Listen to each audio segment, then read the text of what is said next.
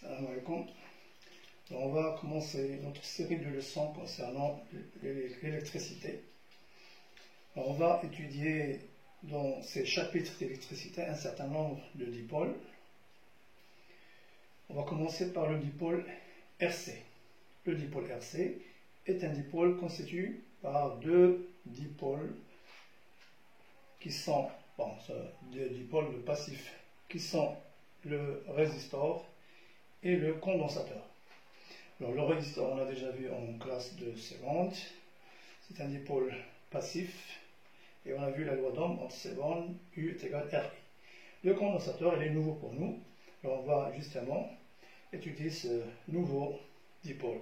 Alors, le condensateur, c'est quoi en fait, par définition? Eh bien, tout simplement, c'est un ensemble constitué de deux conducteurs électriques, appelés souvent A, B, séparés par un isolant électrique appelé diélectrique. Les deux conducteurs sont appelés armatures du condensateur. Et souvent, elle est schématisée par le symbole deux traits parallèles de même taille. L'armature A, c'est souvent celle qui est à gauche. L'armature B, c'est celle qui est à droite. À quoi sert un condensateur? Eh bien, le condensateur, lorsqu'il est engagé dans un circuit électrique, son rôle, c'est quoi? Tout simplement, c'est pour stocker les charges électriques. Autrement dit, pour stocker, pour emmagasiner l'énergie électrique pour la restituer aux différents composants du circuit électrique lorsqu'il le faut. Donc, par la suite, ce qu'on va étudier, ces deux phénomènes associés à un condensateur, c'est quoi? Eh bien, charge et décharge d'un condensateur. Charger un condensateur pour pouvoir stocker de l'énergie, donc des charges électriques. Le décharger, eh bien, pour donner cette énergie stockée. Pour étudier ce phénomène de charge et de décharge, eh bien, on peut réaliser ce circuit simple constitué par le condensateur en question, l'armature A et B, un jeu de résistance à travers lequel il va y avoir la charge et la décharge, un générateur idéal de force électromotrice E, 6 volts par exemple, de résistance interne nulle. Ici, un interrupteur dit basculant, c'est-à-dire il a deux possibilités, deux positions. En position 1, le circuit fermé, ce serait le circuit contenant le générateur, la résistance et le condensateur. Et lorsqu'il est basculé en position 2, le générateur est mis hors circuit.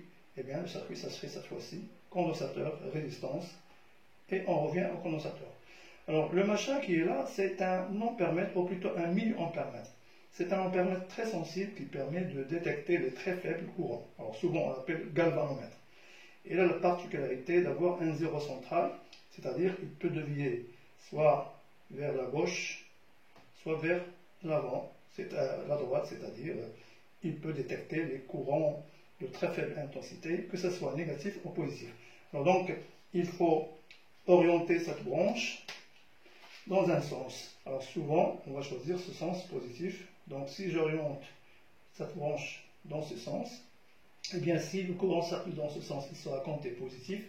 Lorsqu'il circule en sens inverse, on va le considérer négatif. Et bien sûr, éventuellement, ici, un voltmètre pour pouvoir mesurer la tension, la différence potentielle entre les armatures du condensateur. Alors, comme vous le savez, en électricité, on manipule un certain nombre de grandeurs, à savoir, par exemple, l'intensité du courant, la différence de potentiel, la résistance, etc. La quantité d'électricité, eh bien, ce sont ces grandeurs qu'on cherche dans cette partie de leçon, c'est-à-dire quelles sont les relations qui lient ces grandeurs. Allons-y. Alors, pour charger le condensateur, eh bien, il suffit de placer l'interrupteur en position 1. Donc, interrupteur basculant en position 1, K en position 1, ça serait la charge du condensateur. Qu'est-ce qu'on constate? Eh bien, on constate que l'aiguille du galvanomètre dévie dans un sens, mais brièvement, et ça revient vite à sa position initiale. C'est-à-dire, il va indiquer le passage d'un courant électrique, mais pendant un bref instant. Ce passage du courant électrique, dans ce sens, eh bien, il va s'accompagner de circulation de charge électrique en sens inverse.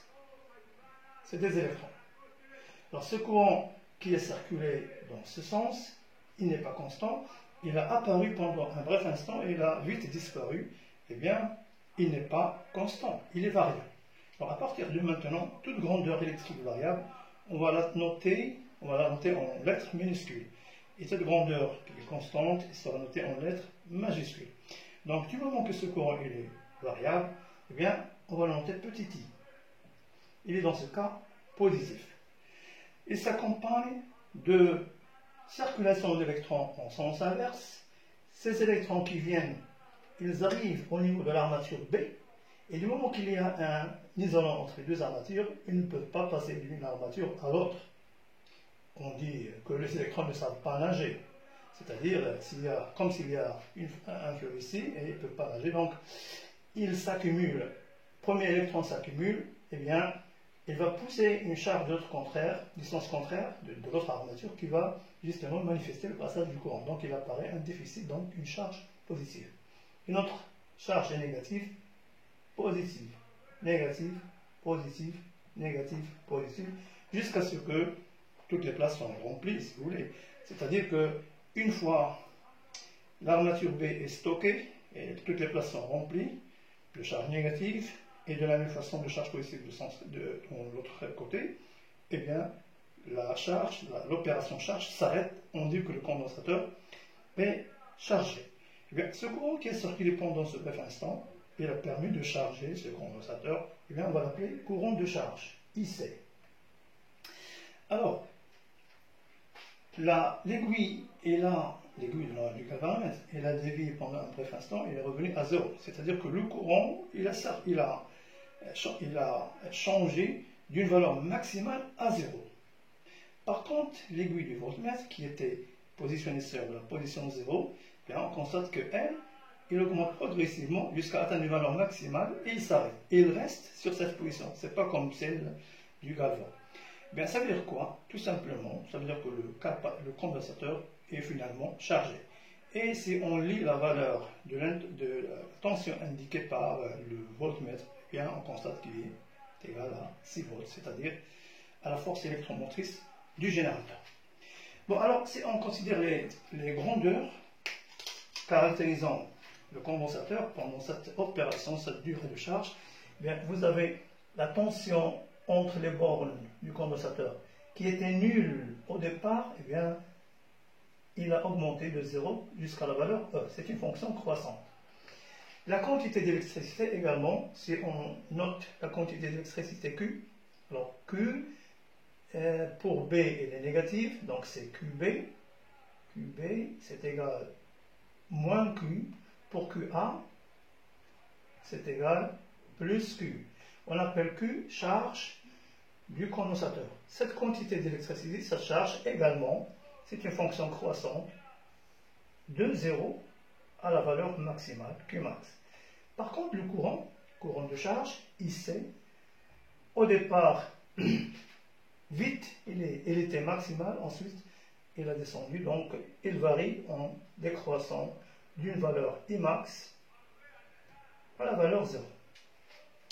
Une fois le condensateur est chargé, bien c'est fini, ce n'est pas la peine de garder l'interrupteur en position 1, on peut le déplacer. On peut revenir vite à la position 1 pour s'assurer qu'il est chargé. En effet, eh bien, l'expérience montre que ça y est, c'est fini, toutes les places sont remplies, aucun autre électron ne s'accumule, donc il est chargé une fois pour toutes. Alors, si je bascule l'interrupteur maintenant en position 2, eh bien, je constate le phénomène inverse. D'abord, le galvanomètre indique le passage d'un courant dans le sens inverse. En effet, le courant il circule dans le sens inverse, donc il est compté négativement. Et la tension, la différence potentielle entre les bandes du condensateur descend de 6 à 0. Eh bien, ça veut dire que ce courant qui circule dans ce sens, on va l'appeler courant de décharge, et il a déchargé le condensateur. Et pendant la décharge, qu'est-ce qui s'est passé? Eh bien, la tension qui était égale à E, elle a chuté de E à 0. De la même façon, la quantité d'électricité qui est égale Q max, quand le condensateur était chargé, et elle va chuter donc de Q max à 0. Par contre, le courant, lui, automatiquement, dès le départ, il varie de façon maximale de l'autre côté, donc la valeur est négative, et revient à 0. Eh bien, c'est une fonction croissante. Croissante, id, fonction croissante de moins I max, et il s'annule en fin de compte. Alors, rappelez-vous de ces trois grandeurs, comment ça varie pendant la charge et la décharge. On va justement arriver à ce résultat expérimental lorsqu'on aborde le côté théorique. Alors, après avoir mis en évidence ces deux phénomènes de charge et de décharge, on va passer maintenant pour définir une grandeur caractérisant un condensateur. C'est ce qu'on appelle capacité du condensateur. Alors, pour le faire, encore un petit épée. On engage le condensateur AB dans un petit circuit contenant un interrupteur et un générateur idéal de courant cette fois-ci, ce n'est pas de tension, c'est-à-dire un générateur qui délivre une intensité constante. Alors, on dispose d'un chronomètre et on ferme l'interrupteur pendant des intervalles de temps égaux, c'est-à-dire chaque 5 secondes ou 10 secondes, on ferme et on ouvre. Alors, je ferme pendant les premières 5 secondes et j'ouvre, je mesure la tension, c'est-à-dire quelle est la valeur de la tension pendant 5 secondes, c'est-à-dire quelles sont les quantités d'électricité stockées pendant les 5 premières secondes, et ainsi de suite, 10 secondes, 15, 20, etc. Je collecte un certain nombre de mesures et je peux traduire donc les variations de la tension au bord du condensateur en fonction du temps. Bien, l'expérience montre qu'on obtient, sur un intervalle de temps de 0 jusqu'à Tmax, Tmax c'est l'instant où le condensateur devient complètement chargé, eh bien, c'est une droite. C'est-à-dire que la tension varie linéairement en fonction du temps. Après, ça y est, c'est fini, le condensateur devient chargé, donc ça ne change plus. Alors, si on étudie cette portion rectiligne, donc variation linéaire, je peux dire que la tension est proportionnelle au temps, avec un coefficient de proportionnalité K, qui représente pour cette droite le coefficient directeur. Et sachant que la quantité d'électricité, c'est le courant I0 que multiplie le temps, eh bien, vous faites le rapport Q sur I0, le temps s'en va, c'est I0 sur C. Bien, ce rapport constante sur constante, c'est ce qu'on appelle habituellement capacité du condensateur. Et donc, on arrive à une première formule, on appelle capacité d'un condensateur, c'est le rapport quantité d'électricité stockée dans le condensateur divisé par la tension qu'il maintient entre ses bornes une fois chargé. L'unité de cette grandeur en système international, si vous exprimez Q en coulomb, la tension en volts, eh bien C, ça serait en coulomb par volt. Le coulomb par volt, c'est ce qu'on appelle le farad. Alors, un farad, c'est très grand comme valeur de capacité. Souvent, on manipule les sous-multiples, c'est-à-dire le millifarad, et souvent on rencontre les microfarads. Un microfarad, un picofarad, un nanofarad, souvent c'est les micros qui sont rencontrés, c'est 10 à la puissance moins 6 farad. Bon, ça c'est une première formule pour le condensateur. Souvent, on va rencontrer dans les exercices des condensateurs, plus qu'un condensateur, 2, 3, etc., qui sont associés, suivant soit une association série ou parallèle, ou même des fois mixte. On va parler ici de association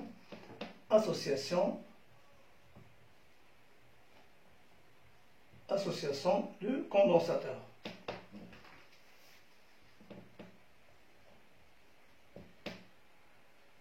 Tout d'abord, association en parallèle.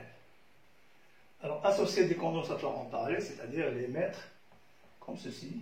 Alors, je vais prendre le cas de deux condensateurs et ensuite on généralise pour plusieurs condensateurs. Deux condensateurs de capacité C1, C2 associés en parallèle. Eh bien, cette association elle est équivalente à un seul condensateur de capacité équivalente vu entre les deux points AB. Alors, association parallèle, ça veut dire qu'ils ont même tension, U, mais pour le courant, d'après la loi des nœuds, eh bien, ils se partagent en deux courants, I1, I2. La tension U, qui est commune pour les deux condensateurs, c'est égal d'après la formule, c'est égal à Q sur C. Donc c'est égal à Q sur C. Pour le premier condensateur, ça serait Q1 sur C1. Pour le deuxième, ça serait Q2 sur C2. Eh bien, si on tire les charges, Q égale C1 U, Q2 égale C2 U.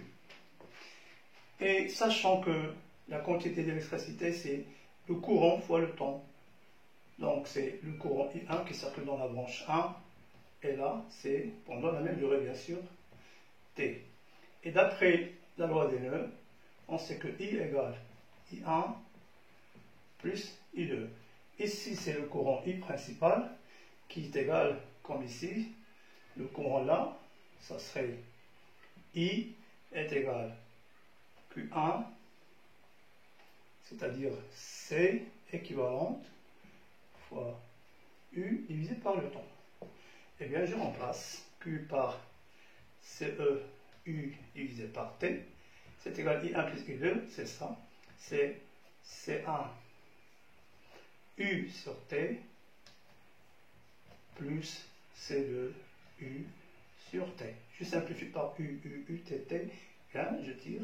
La capacité équivalente à une association parallèle, eh bien, tout simplement, c'est la somme de deux capacités. Et de façon générale, je peux généraliser à plusieurs condensateurs associés en parallèle. La capacité équivalente à une association parallèle, c'est égal sigma des capacités CI, I allant de 1 jusqu'à N. Pour une association série, donc association en série, eh bien, c'est pas comme parallèle, c'est vous mettez les condensateurs les uns après les autres, donc je considère le cas de deux condensateurs, C1, C2. Cette association, elle est équivalente à un seul condensateur, c'est équivalente. Alors là, c'est le courant qui est commun cette fois-ci, c'est pas la tension, passe le même courant, alors que c'est la loi de l'additivité de tension qu'on applique ici. U égale U1 plus U2, donc U est égal U1 plus U2, et vous remplacez U par Q sur C, donc Q sur C équivalente est égal Q1 est égal Q2 égale Q parce que c'est le même courant, donc Q sur C1 plus Q sur C2. Vous simplifiez par les Q et on tire la loi. Alors je vais la noter quelque part. Je dois effacer pour dégager un petit peu ce petit tableau.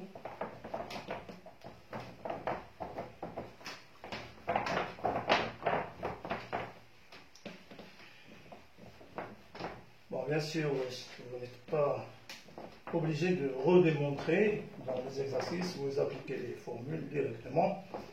Donc, la capacité équivalente à une association en série, c'est égal, bon, c'est l'opposé, je m'excuse, 1 sur C équivalente association série est égal 1 sur C1 plus 1 sur C2 dans le cas de deux condensateurs, mais de façon générale, 1 sur C équivalente association série est égal sigma des 1 sur CI, I allant de 1 jusqu'à N.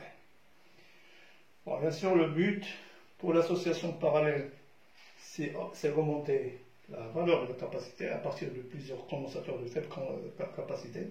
Là, c'est le contraire, si on veut obtenir une capacité plus faible.